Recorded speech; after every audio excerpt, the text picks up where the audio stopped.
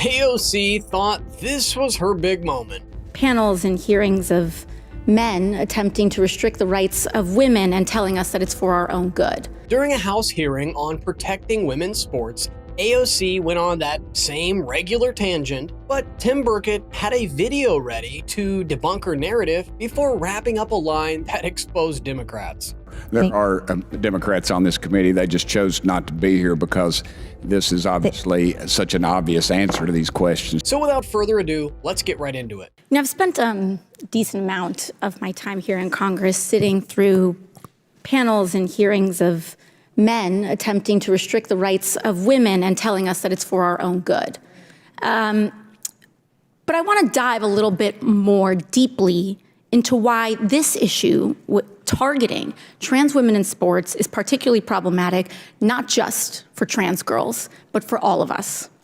We're supposed to sit here on this side of the dais and to ranking member Lee's point, see a party that has voted against women's access to abortion, voted against our right, the Lilly Ledbetter Equal Pay Act, voted against the Violence Against Women Act, voted against our right to have access to contraception, and also doesn't even vote for equal funding, equitable funding in women's sports. And I'm supposed to believe that this is who's looking out for my best interests?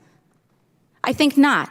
And to that, I yield back. Good job on explaining why discussing trans athletes in women's sports should supposedly worry all of us, without ever addressing the actual issue. AOC danced around the argument and then turned it into something completely different. No one is saying trans people shouldn't be allowed to participate in sports. I've literally never heard that. The debate is over the fairness in women's competition, where biological differences can give male athletes physical advantages, which is exactly why sports have traditionally separated competitors by sex. Even the NCAA changed its policy after roughly 15 years of allowing trans participation under different rules. But once you get into contact sports, it becomes a safety issue because women or girls can actually get hurt. Tim Burchett had the perfect video to demonstrate this, and he played it sometime later in the hearing in response to AOC's tangents. Ms. Graves, in 2022, you tweeted, maybe anti-trans laws are not actually about protecting women's sports. That's not true. These laws are not only to protect women's sports, but women too. Last year, a biological male playing on a women's volleyball team spiked a high-speed ball into a girl's face, causing a concussion. And I believe I have the video, if we can show that.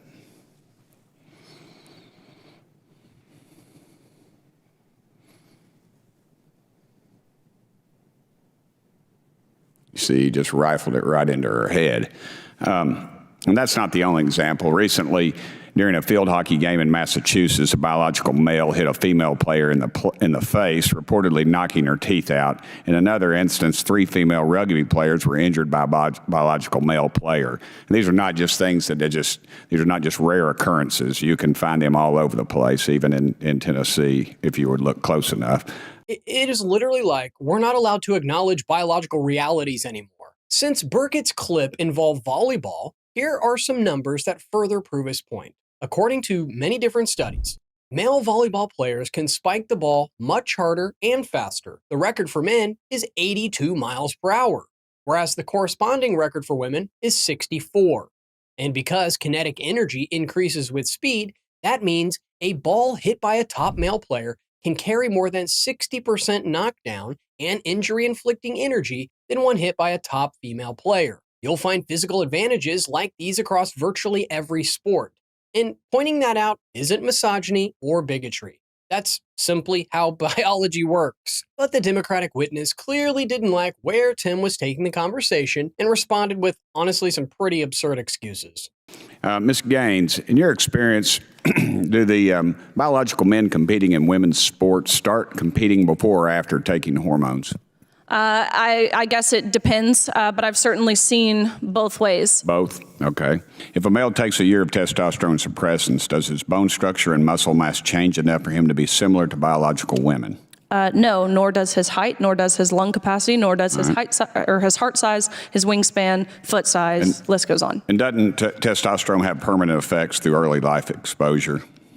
Of course. Ms. Graves, do you have any concerns at all about biological males competing in women's sports injuring females? I have deep concerns around injuries generally in sports, and I think the answer for this body, if they are interested, are the sorts of resources that reduce injuries. No, but are they not higher among biological men? Though, I mean, the thing is, I know this is hard to hear, that people who play sports, that injury is a part of it. The irony is pretty hard to ignore. Liberals spent years demanding that women be recognized and protected, only to now end up defending men competing in women's sports. It's completely backwards. Now there's even a controversy involving the WNBA after a couple of NBA players decided to enter next year's draft, arguing the rules don't clearly define what a woman is. The league's association just recently met over the issue and couldn't reach a conclusion, saying that they'll use the next weeks and months to further discuss this very important question. At this point, Matt Walsh's documentary might actually come in handy, and I think they should definitely rely on it. But the witnesses kept trying to sidetrack the hearing with arguments about injuries until Burchett pushed back and exposed the problem with what she was saying. And yet people still play because they love it. They love playing. Yes, ma'am, but when you take away their ability to compete against some, ma'am, I'm talking, please. I apologize, but when you take away their ability to compete by putting someone who is far superior biologically, that's the way God made them, that may become some disruptive talk to some folks up here, but that's just the way it is. It is not fair. So that was basically a yes to my question, and I want to.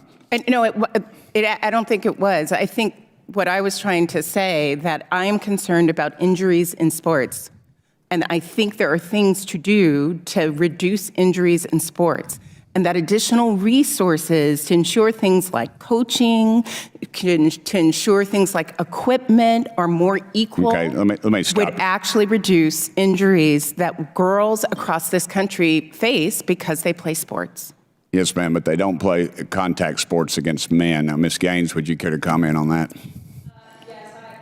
Yes, I absolutely agree. Allowing men into women's sports, of course, increases the severity and the greater likelihood of women getting injured, and to ignore that is entirely disingenuous. I mean, do you see how simple that was? Riley gave a straight answer because she didn't need to perform these mental gymnastics to defend her position. Yeah, we all get it. Injuries are a part of every sport. Literally no one argues that. But allowing athletes of different sexes to compete in the same category can introduce physical mismatches that women's divisions were created to avoid in the first place. And if everyone is as serious about inclusion as they claim to be, why not explore a separate transgender category? That would give many more people the opportunity to compete without forcing women to sacrifice the fairness their leagues were specifically created to protect. Let me know in the comments your thoughts on this story. Don't forget to like and subscribe, and remember, you heard it here at the Dais.